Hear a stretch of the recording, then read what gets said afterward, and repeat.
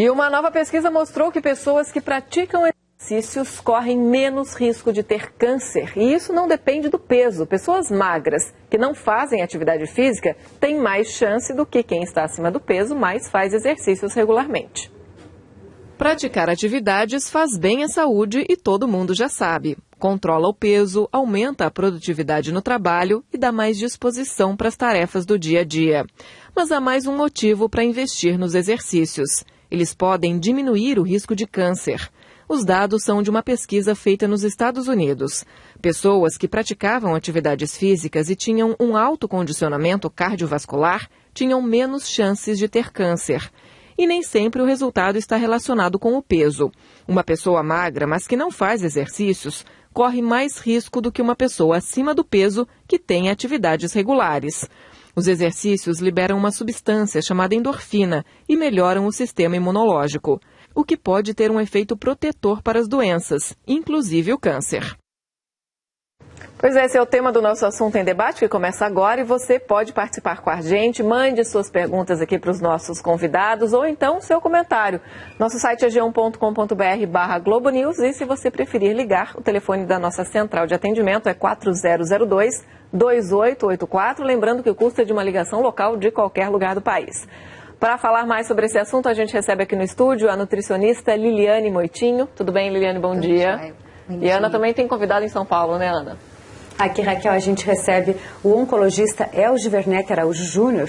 Ele é integrante titular da Sociedade Brasileira de Oncologia Clínica. Muito bom dia. Também obrigada pela presença. Bom dia.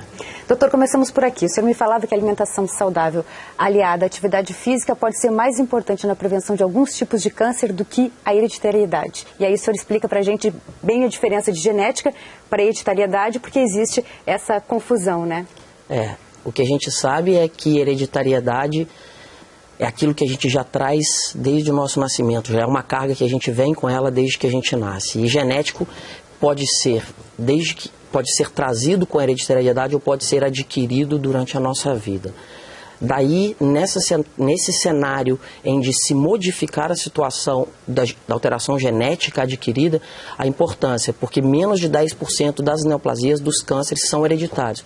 Quer dizer que 90% dessas alterações genéticas que vão levar ao câncer são adquiridas no decorrer da nossa vida. Agora, Liliane, falando sobre a alimentação, claro que é muito bom unir a alimentação à prática de atividades físicas, mas é curioso porque tem momentos que a gente ouve que ovo, chocolate são vilões, daqui a pouco eles são os mocinhos. Quer dizer, na prevenção do câncer, o que é ideal, que tipo de alimentação é ideal para a pessoa prevenir câncer? Pois é, não existe vilão, não existe mocinho, né? É certo, é o que dá certo, como o doutor falou, a genética, os genes de cada pessoa é muito individual. Então, cada pessoa nasce já com a sua predisposição, o que para uns pode ser tranquilo, para outros uma simples batata inglesa pode ser uma vilã. Então, quando a pessoa já tem uma predisposição que vem geneticamente, que vem da família, várias pessoas na família já com essa herança, né, trazida, geneticamente falando, a pessoa tem sempre que ter um pouco mais de cuidado. Então, praticar atividade física, uma boa alimentação, um bom sono, isso é fundamental. Mas mais ainda, a parte emocional da pessoa.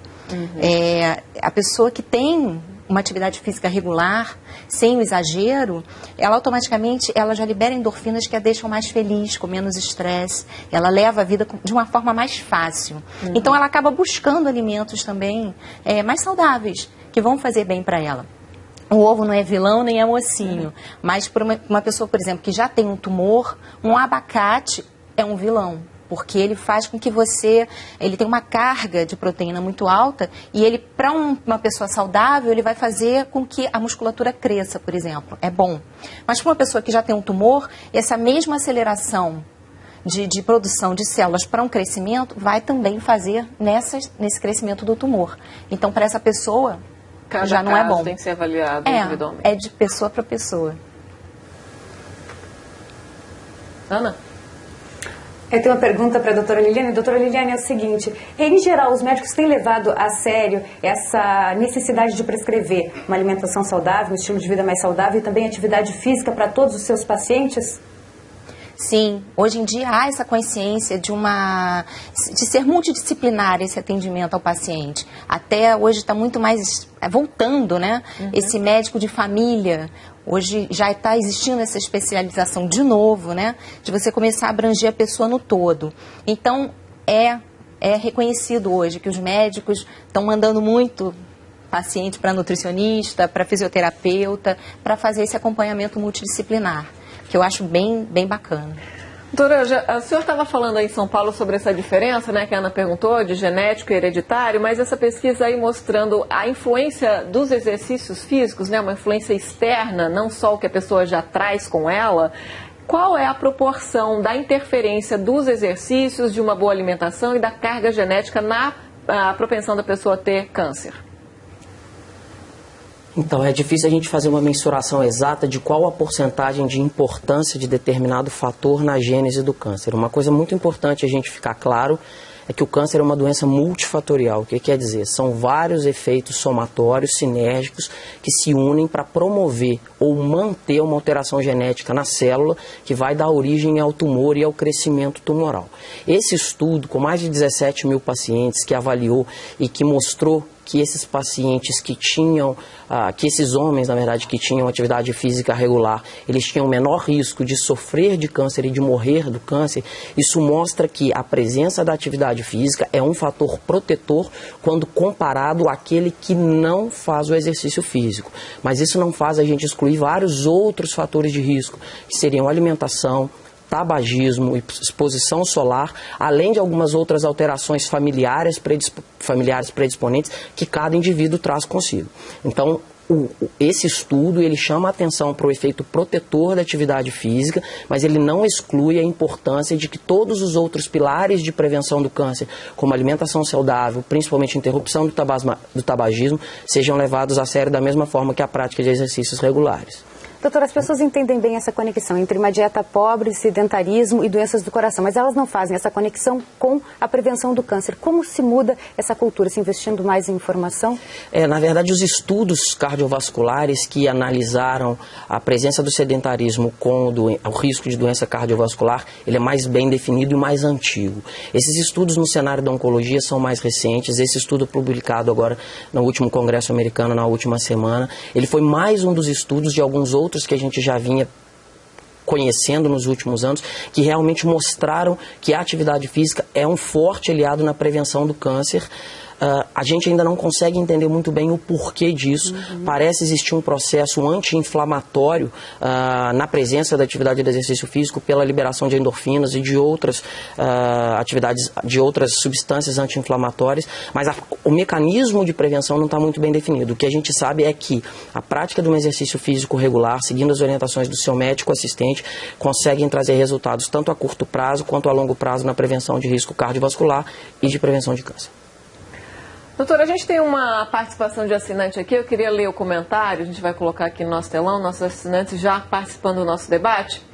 O primeiro aqui na nossa tela é do Rodrigo, ele fala o seguinte: tenho 1,77 m, 34 anos e peso 135 quilos. Todos os dias faço meu treino pesado na academia, todos os meus exames dão normais, sou obeso, perfeitamente saudável. É isso que a gente estava falando, né, Liliane? Quer dizer, não é tanto o peso em si, mas a qualidade de vida, né? Isso. Agora, eu queria que a gente falasse um pouco mais sobre esses alimentos que podem ajudar ou podem prejudicar no aparecimento de doenças, principalmente o câncer, que é uma doença que assusta muita gente, né, e que mata. Isso. Os alimentos, para algumas pessoas, e tem muita influência também com a genética, eles acabam fazendo uma inflamação no corpo.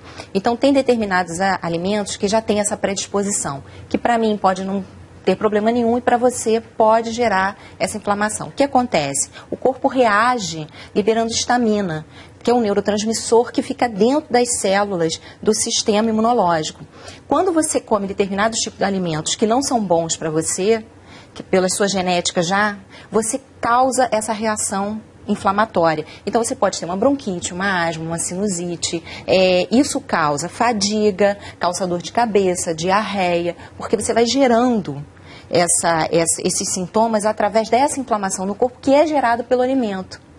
Então, excesso de proteína, para quem já tem tendência a criar tumor, o excesso de proteína é prejudicial, porque o tumor se desenvolve através dessa proteína que você ingere. Mas tem como a pessoa saber que ela está provocando isso? Algum exame faz a detecção? É até fácil da gente perceber, porque o corpo fala. Quando você começa a tomar muito leite, comer muito queijo, por exemplo, e você tem uma tendência, uma predisposição para ter alergia a esse alimento, você começa a inflamar o seu corpo, as mucosas já começam a ficar mais inflamadas. Então, o que acontece? Você já percebe que o seu nariz, ele está como se já tivesse assim meio inchadinho, dificulta um pouco, cria um certo muco, que a gente acaba não dando bola. Esse muco fica no nariz, esse muco fica em toda a mucosa. Então fica no estômago, o estômago às vezes começa a doer, não chega a ser uma gastrite, mas há um incômodo, diarreia, porque esse muco também fica nas mulheres, muita candidíase, porque esse muco começa a ficar pelo corpo todo.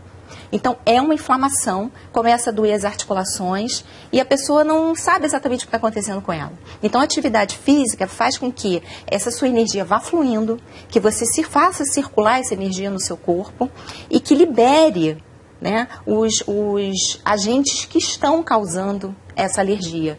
Você acaba liberando, até porque também você libera muita endorfina, que faz com que você tenha uma alegria até, né? Uma sensação de bem-estar, entendeu? Então, evitar alimentos que sejam anti-inflamatórios ao corpo. E tem muitos, existem muitos. Raquel, doutor Eldio, gostaria de fazer um aconselhamento ao nosso assinante Rodrigo. Pode falar, doutor. Eu acho que esse estudo, apesar de ter considerado muito mais a importância da presença da atividade física do que o peso em si, a gente não pode resumir na questão da prática da atividade física. A gente sabe que a obesidade por si só, a gente tem vários estudos já bem conduzidos mostrando a relação da obesidade com o aumento da chance de desenvolvimento de câncer. A gente tem uns estudos muito bem definidos, por exemplo, de pacientes pós-menopausadas com aumento de risco de câncer para aquelas pacientes mais obesas. Então, o que vale sempre é o equilíbrio, manter-se atividade física, tentar buscar um condicionamento clínico bom, mas tentando abordar todos os outros fatores de risco também, como eu já disse, tabagismo, etilismo, evitar o álcool, evitar o tabaco, uma alimentação saudável, tentar controlar o peso. O controle do peso, apesar desse estudo não ter considerado de forma muito clara, a gente sabe que pela multifatoriedade do câncer em si, o controle de peso provavelmente ele deve ter alguma importância sim na gênese do câncer. Então não basta se praticar exercício físico simplesmente por praticar e abusar na alimentação, no tabaco, no álcool. É importante que todos esses pilares estejam caminhando lado a lado. Tá certo. Doutora Liliane, qual seria o cardápio ideal contra o câncer? Olha, alimentos naturais, saudáveis, que às vezes a gente acha que está se alimentando bem, quando a gente vai ver o que está comendo no dia, a gente não está comendo nada vivo. Então, frutas, cereais, grãos integrais, folhas, principalmente as folhas verdes, os alimentos amarelos, que tem muito caroteno, então, selênio, que está na castanha do Pará tem bastante, são antioxidantes que combatem esses radicais livres, porque na verdade a gente faz câncer todo dia, o câncer não simplesmente aparece, a gente faz câncer todo dia, só que o sistema imunológico da gente fagocita essas células que dão errado e eliminam. Por algum motivo, em algum momento, e muito também da parte genética, o seu organismo para de fazer essa defesa e aquele tumor começa a crescer, aquele tecido conectivo começa a se desenvolver de forma errada. E aí o seu sistema imunológico já não dá conta dele. E aí então aquilo vai crescendo e se torna o que a gente chama de tumor. Então, alimentos que vão contribuir para aumentar esse tumor, que vão alimentar esse tumor, já passam a ser contraindicados para quem já tem até nódulos, né? Nódulos. E já tem uma lista meio pré-determinada. Existem, inclusive, alimentos que estão relacionados a certos tipos de câncer. Por exemplo, alimentos muito gordurosos, eles causam muito câncer no seio, no cólon, né? No intestino, na próstata. O álcool já é o de esôfago, já é o de boca e de estômago. Então, tem alimentos que favorecem, né, a determinados tipos de câncer e outros para outros locais, entendeu? Doutora Elgia, eu queria que a gente falasse sobre a questão da prevenção aqui no Brasil, se existe uma estrutura bem montada, ou se ainda falta muito, se esses casos todos que a gente noticia de câncer por ano no Brasil, eles seriam evitáveis se a gente tivesse uma estrutura de saúde melhor por aqui. Na verdade, a gente percebe um esforço do governo na tentativa de ampliar essa cobertura de prevenção do câncer no Brasil inteiro, através dos métodos mais bem definidos, de neoplasias já bem definidas para prevenção, que seriam colo de útero, cólon, colo de útero, cólon, mama, propriamente dito, a gente tem o acesso do serviço público tanto para mamografia, quanto para exame preventivo ginecológico, quanto para realização de colonoscopia. É claro que isso pode ser e isso deve ser melhorado cada ano, mas a gente tem uma cobertura relativamente satisfatória. Acho que uma situação que a gente deve levar em consideração, não para atribuir única e exclusivamente aos órgãos competentes a responsabilidade por isso, é que 30% das neoplasias elas são atribuídas pela Organização Mundial de Saúde ao tabaco. De tal forma que a interrupção do tabagismo seria responsável do ponto de vista econômico e de saúde pública por 30% a menos de câncer no mundo. Isso é uma condição muito importante. Eu acho que a gente deve sempre lembrar dessa situação do tabagismo, que é como fator modificável aquele mais importante, é a principal causa de principal fator de câncer modificável. Então eu acho que além de realização de exames, a interrupção do tabagismo surge e solidifica-se a cada ano como o método mais importante na prevenção do câncer. Acho que métodos diagnósticos propedêuticos, como a realização de exames de screening, que chamamos, seguidos por orientação do seu médico assistente, associados a um hábito de vida saudável, principalmente interrupção do tabagismo, são mecanismos de tentar evitar a ocorrência de câncer conosco e com a nossa família. Doutora Liliane, tem uma pergunta de assinante aqui para a senhora. Vamos ver aqui no nosso telão qual é. É a seguinte: existe alguma recomendação sobre a intensidade do exercício para a prevenção do câncer? É a pergunta do João. Ai, João, isso é legal, porque na verdade a gente começa a achar assim, então vou malhar muito que eu não vou ter câncer. Não, porque se você malhar demais, você vai oxidar muito o seu corpo também, e oxidando o corpo você gera esses radicais livres que acabam formando células cancerígenas. Então, assim, não é para sair por aí malhando. Tem pessoas, por exemplo, que começam a malhar e tomam, por exemplo, hormônio do crescimento, GH. Vai tomar hormônio do crescimento, vai fazer um tumor crescer. Então tem que ter cuidado. É realmente em cima de um profissional gabaritado que vai fazer você ter um bom condicionamento físico, um bom condicionamento cardiovascular, para você ficar saudável. O excesso nunca é bom. Excesso de nada é bom, né? Uhum. Mas eu acho que principalmente assim, a forma como se vive, né? Tem gente que hoje em dia está malhando meia-noite, a academia fica... Aí, por exemplo, já deixa de ser saudável, você tem que estar dormindo. Então, você tem que respeitar horários, alimentação, o seu estilo de vida, né? E, principalmente, o mundo pode estar pegando fogo, mas você tem que aprender a estar dentro de um repouso relativo do que está à sua volta. Ou seja, meditar. Pode estar pegando fogo, mas se você está ali dentro do seu self, dentro da sua coerência, o que está em volta... Cuidar do lado psicológico também é fundamental. Tanto. Com certeza. Ana. Doutora Elge, os efeitos da radioterapia, da quimioterapia, podem ser amenizados com a atividade física? A gente não tem um estudo que mostre essa relação objetiva direta. O que a gente sabe é que a prática de exercício físico melhora a qualidade de vida. A realização de tratamentos oncológicos, seja cirúrgico, quimio e radioterapia, apesar de estarem melhorando nos últimos anos, tendem a piorar a qualidade de vida durante um curto espaço de tempo. Então a realização de exercício físico nessa fase provavelmente vai conseguir compensar de alguma forma, mas a gente não tem um estudo muito bem definido que mostre isso. A verdade é que hoje a gente tem controles muito mais satisfatórios dos efeitos colaterais de tratamento radioterápico, quimioterápico, cirúrgico do que a gente tinha há alguns anos atrás, o que torna o mito do tratamento do câncer muito mais leve do que foi, e é importante que isso seja feito, porque os índices de tratamento curativo do câncer aumentam muito, a sobrevida e a longevidade da população brasileira e mundial aumentam, e isso passa também pela capacitação de tratamento oncológico. Doutora Liliane, a gente já deu várias dicas aqui, a senhora e o doutor lá em São Paulo, mas eu queria, para a gente encerrar, fazer um panorama do que seria o ideal. Tem uma diferenciação de exercícios que são mais benéficos para homens, para mulheres, para adolescentes, jovens, idosos? Tem algum tipo de diferenciação na alimentação e nos exercícios físicos para prevenir o câncer? Bom, do exercício físico eu não posso falar tanto, né? Não é a minha área, mas sei que deve ser diferenciado para cada faixa etária e até entre homens e mulheres, sim, tem esse diferencial do que é bom para um, que é bom para outro. Principalmente exercícios respiratórios que condicionem bem, que façam bem esse condicionamento cardiovascular. Para comer, alimentação, Hábito de vida saudável mesmo. Incluir mais frutas, de 3 a 4 porções. O pessoal acha que fruta também, vou passar a comer fruta, come 10. Aí não, aí acaba ficando diabético. Então, assim, 3 a 4 porções de fruta, fruta fresca mesmo. Vegetais, incluir bastante folhas verdes, brócolis, couve-flor.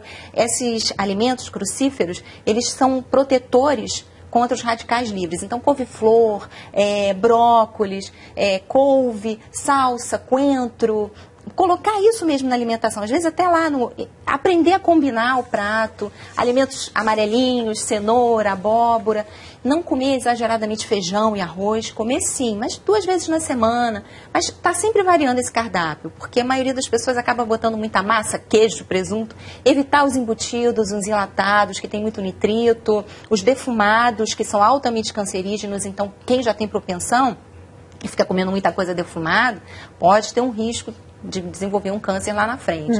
Mas pela minha prática eu vejo assim, eu falo mesmo de carteirinha, que a maior parte das pessoas que eu vejo que desenvolvem o câncer tem um fator emocional muito grande. A medicina chinesa, ela até olha muito isso em função de como a pessoa se comporta, como ela digere os pensamentos. A partir do momento que você digere bem a sua vida, os seus pensamentos, você digere esse alimento. Então, às vezes, um que come muita gordura, não tem nada, tá ali até meio gordinho, magrinho, todo sarado, que se cuida, tem um câncer. E aí você não entende por quê, né? É bom alimentar bem o corpo e a alma também, exatamente, né, doutora? Muito obrigada pela sua participação prazer. aqui. A gente conversou com a nutricionista Liliane Moitinho. Obrigada. Obrigada. Até a próxima. Até logo. A gente agradece aqui também, Raquel, agradecemos o oncologista Elgio Werneck Araújo Júnior, ele é integrante titular da Sociedade Brasileira de Oncologia Clínica. Muito obrigada. Obrigada pelos seus esclarecimentos. Bom dia, doutor. Bom dia.